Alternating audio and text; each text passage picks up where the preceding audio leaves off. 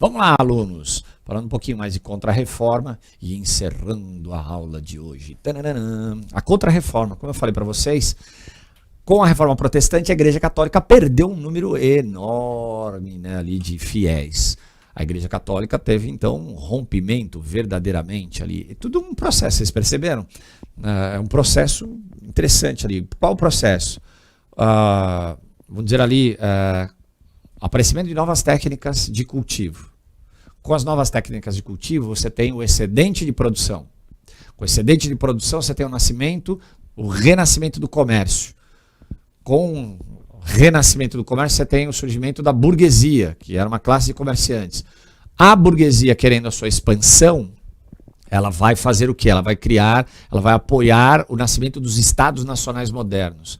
Dentro do nascimento também da burguesia, tem o financiamento e, de certa forma, o incentivo do renascimento cultural. Com esse renascimento cultural, você tem, né, umas contestações em relação aos pensamentos da Igreja Católica. E com esse renascimento cultural e essas contestações, você tem o surgimento da Reforma Protestante, 1517, com o Martinho Lutero. Por que eu coloco o Martinho Lutero? Porque ele foi o primeiro a conseguir verdadeiramente romper com a Igreja Católica. Antes do Martinho Lutero apareceram outras pessoas que quiseram também romper com a Igreja Católica, mas não tiveram sucesso, porque a Igreja Católica perseguiu e por vezes até matou algumas pessoas ali. Então você tem, é todo um processo, vocês perceberam o processo que ela vem ali?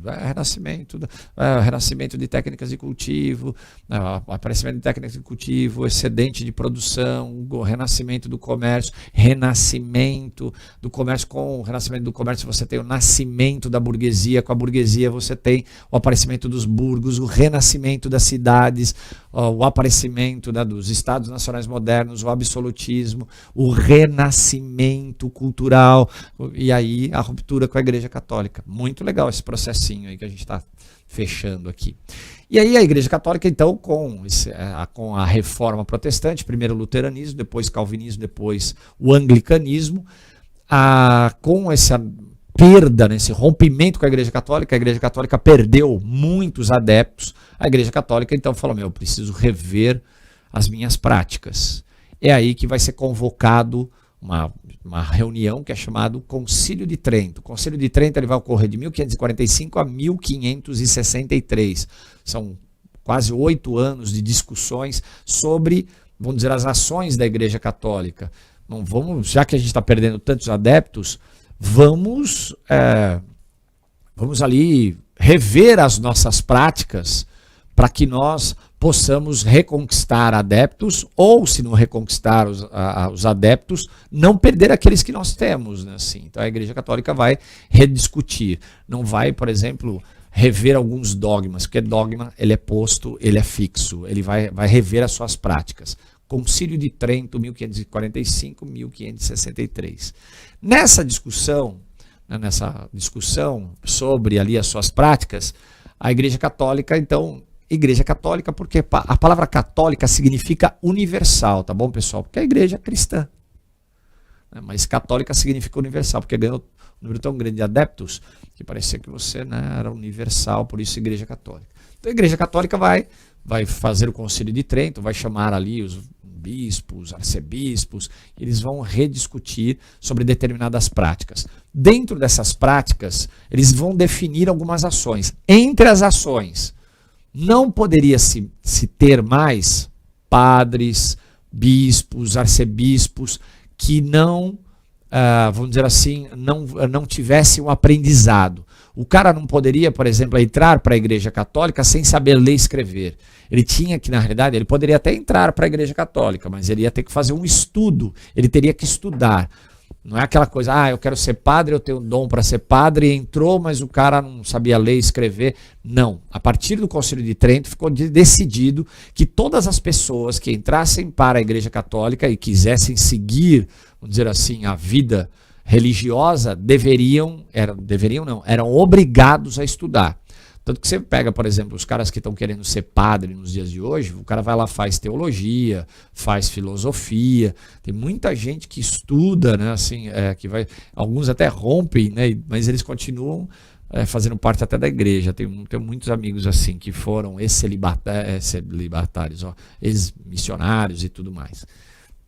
Mas a partir do Concílio de Trento ficou decidido o quê? Ficou decidido que deveria se estudar. Toda pessoa que quisesse entrar para a vida monástica, que quisesse entrar para a Igreja Católica, deveria estudar. Tinha a obrigatoriedade de estudar. Ficou decidido no Concílio de Trento. Nada de pessoas ignorantes mais.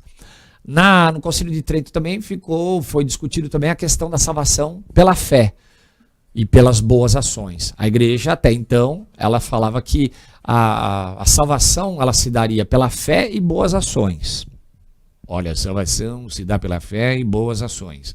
Só que a Igreja Católica ela vai rediscutir isso. Por quê? Lutero ele tinha falado o quê? Que a salvação ela se dava pela fé. O Calvino ele falou, não, as pessoas são predestinadas, né? Assim, predestinadas. Tal.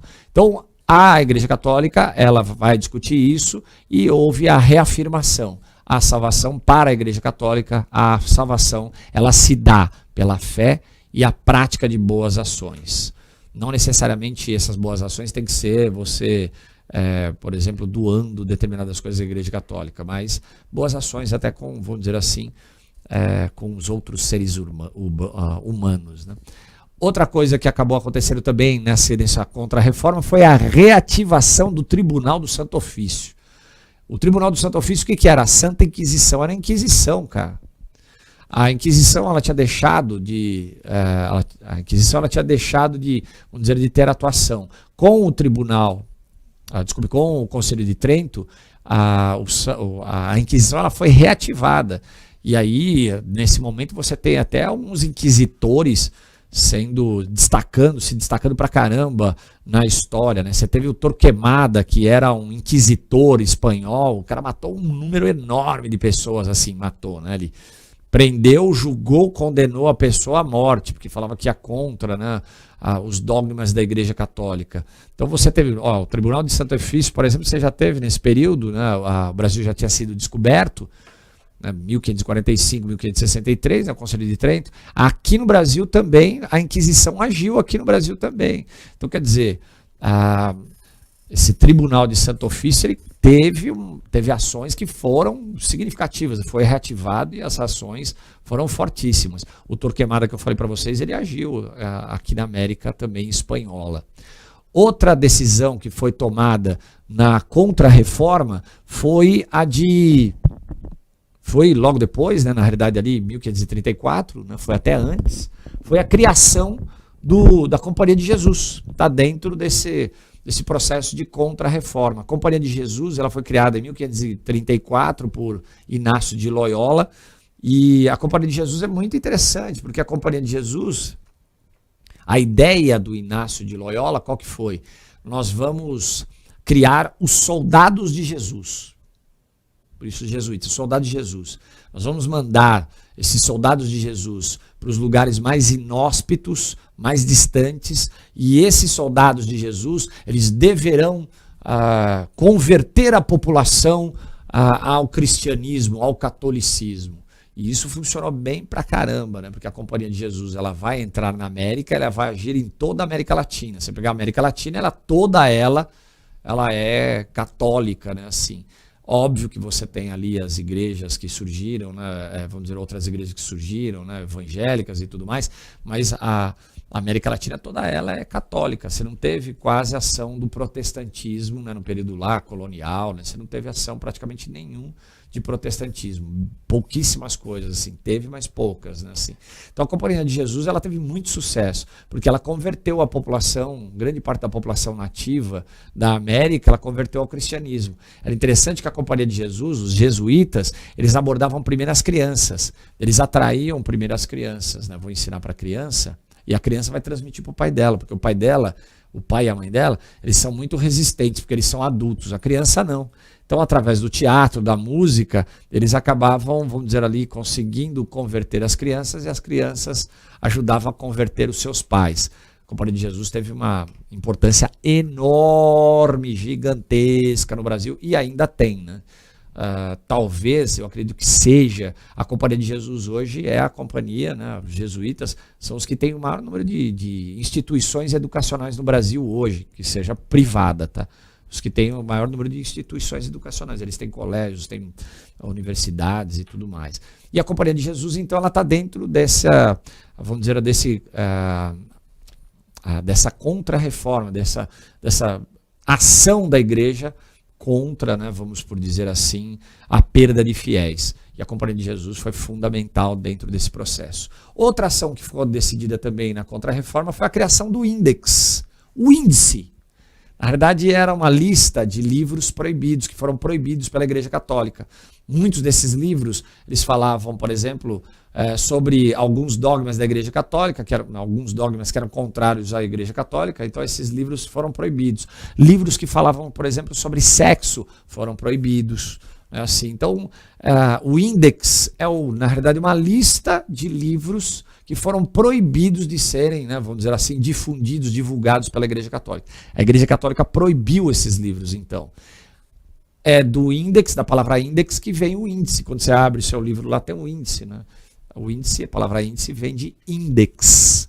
Então, o index era uma lista de livros proibidos pela Igreja Católica, proibidos de serem difundidos, divulgados.